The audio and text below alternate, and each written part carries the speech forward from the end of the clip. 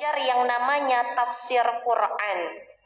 Jadi dia baca tapi dia paham. Jadi nggak cuma sekedar baca. Ada kenikmatan tersendiri orang yang baca Quran tapi paham arti dan maknanya. Itu ada kenikmatan tersendiri. Ibarat seperti ini, Bu. Bu. Halo? Kalau Yunda sekarang ini ya, atau Kodenis deh, gak usah Yunda. Kodenis di depan ini hari ini bacain puisi yang sedih banget, tapi dalam bahasa Mandarin. Kira-kira ibu-ibu bisa ikutan nangis gak? Kenapa? Karena tidak ngerti. Atau diganti tidak Mandarin.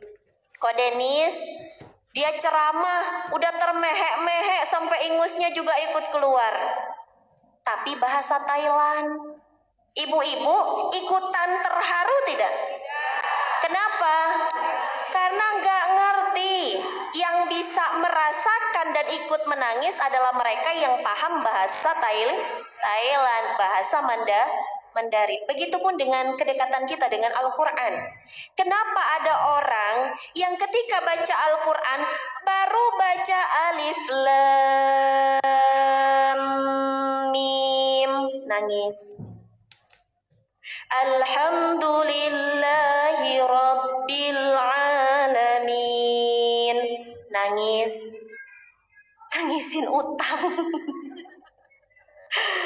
Bercanda.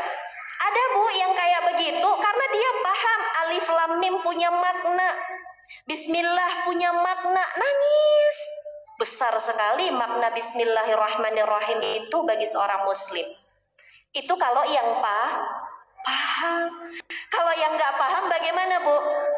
Bismillahirrahmanirrahim. Alhamdulillahirrahmanirrahim. Arrahmanirrahim. Malika yaumiddin. Iyyaka na'budu wa iyyaka nasta'in. Amin. Allahu akbar. Ada yang seperti itu Bu. Itu kejadian pada saat sholat tarawih. Jadi Bu, karena Yunda pribadi itu orangnya suka mengamati orang lain. Kadang suka senyum-senyum sendiri kalau lagi sholat tarawih. Ada yang khusyuk banget. Iya Bu, ada yang nangis sampai siapin tisu. Nih, kotak tisu ada di depannya. Ada juga yang pengen cepet-cepet udah. Bahkan imamnya juga pengen cepet-cepet udah. Ibu-ibu ada yang pernah sholat tarawih imamnya cepet banget Bu? Ada ya? Gimana Bu ya? Gimana? Ada Bu. Dan itu bisa membuat kita khusyuk nggak Bu? Karena apa? Tidak disempurnakan bacaannya sehingga kita tidak mampu memahami artinya. Tuh, al-fahimah. Orang yang sudah semakin dekat dengan Allah, dia akan naikkan level dia dengan surat cintanya Allah. Kalau yang pertama tadi at-tilawah, baca aja dulu, nggak apa-apa. Semakin cinta, naikkan lagi al-fahimah, memahami. Ya. Kemudian yang ketiga al-amal, yaitu mengamalkan apa yang ada di dalam Al-Quran. Ini yang berat. Ini yang berat. Contoh, bagi anak-anak perempuan, bagi remaja-remaja putra-putri kita nih, di dalam Al-Quran kita telah sampai pada ayat wala taqrabul zina. Jangan kamu dekati zina. Kita hafal ayatnya, pernah kita baca, kita paham tapi sampai enggak untuk kita amalkan? Belum tentu. Atau apalagi kira-kira? Apalagi kira-kira Bu? Jangan kita make riba, kita tahu ayatnya, sering kita baca, ya. Kita paham artinya, tapi sampai al-amal, sampai tidak yang tingkatan ketiga ini? Belum tentu. Betul nggak Bu? Betul. Atau ketika kita sedang rumit, pusing banget, kita tahu ayat yang menceritakan agar kita tidak pusing. Tapi sampai nggak kita amalkan? Belum tentu. Kadang ada orang yang pusing, tidak tenang. Dia tahu ayatnya. Quran surat Ar-Ra'd ayat 20. 8, ala bidzikrillah itatmainul qulub. Dia pernah baca, dia tahu artinya, tapi belum sampai dia pada mengamalkannya. Masih banyak orang yang ketika tidak tenang nyarinya bukan Allah. Masih banyak orang yang ketika tidak tenang nyarinya apa, Bu? Dunia. Betul. Pergi healing ke pantai, terus selfie-selfie sama teman-teman, semuanya dunia tipu-tipu. Coba jujur tanya sama diri kita, benarkah itu sumber kebahagiaan dan ketenangan? Jawab, Bu. Jawab, Bu. Apakah healing ke pantai walaupun itu halal, boleh silahkan. Kumpul-kumpul sama teman-teman, cekakak, cekikian, selfie sana sini, transfer foto, update video. Apakah itu sumber kebahagiaan dan ketenangan dalam hidup kita?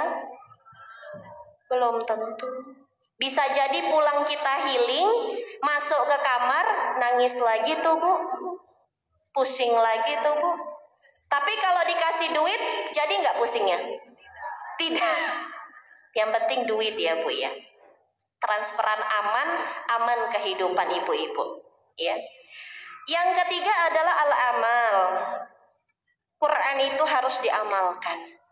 Ini supaya kita bisa menjalin cinta dengan satu-satunya peninggalan terbaik dari Sang Maha Pencipta, yaitu Al-Quran. Amalkan, Bu. Kalau pengen berkah hidup kita, tadi Ustadz sudah menyampaikan yang pertama at-tilawah. Sebelum pas kita bangun tidur, mata ini jangan pernah melihat matahari sebelum kita melihat Al-Quran. Baik itu at-tilawah. Naikkan. Setelah itu pahami, harus punya waktu minimal. Kalau dulu Yunda buat di CV Ta'aruf, minimal dalam sehari 1 ayat saja Yunda tadaburi. 1 ayat. Bagi ibu-ibu yang sudah senang berinteraksi dengan Al-Quran, tambah 1 hari 5 ayat ditadaburi. 1 hari 10. Nggak perlu banyak-banyak. Karena Allah itu menyukai sesuatu amal yang walaupun kecil, tapi istiqomah, continue, terus-menerus dilakukan sampai akhir hayat kita. Ya, sudah. Terus naikkan lagi. Setelah kita sudah paham, kita mengamalkan. Jangan cuman belajar, tapi mengamalkannya nggak pernah. Ini duduk-duduk di sini, pulang bisa berbeda hasilnya, betul nggak, Bu? Ada yang pulang dari sini makin tambah sabar, makin gak mau julid, bibir pedasnya dia kunci, gitu ya, Bu ya. Kenapa? Karena dia telah mengamalkan,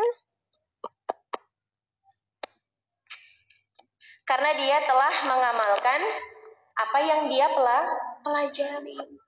Ilmu itu baru jadi kebaikan apabila dia diamalkan, Bu.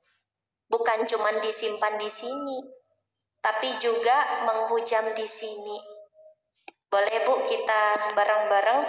Ilmu itu, silakan, Bu, baru jadi kebaikan kalau kita amalkan. Bukan hanya menghujam di sini, tapi juga harus menghujam di sini. Mati lagi. Sabar ya, Bu ya. Bulan puasa, Bu.